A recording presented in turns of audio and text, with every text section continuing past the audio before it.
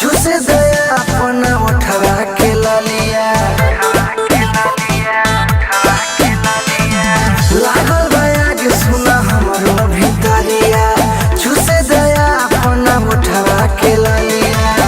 आज लेबे तमाशा सुना भर दिन चटो चटो चटो हम ढोढ़े नमके गरम होइल बा होइल हुमसे डालो न पानी भेसलो देख के गरम होइल बा होइल हुमसे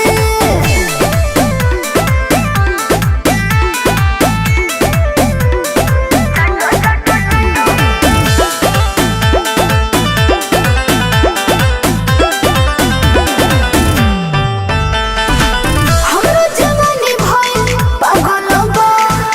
दुनिया दिले अगिया का लागल बा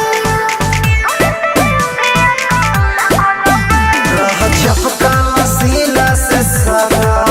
ए हसीना देख दिहिया से टप टप छुए ये पसीना।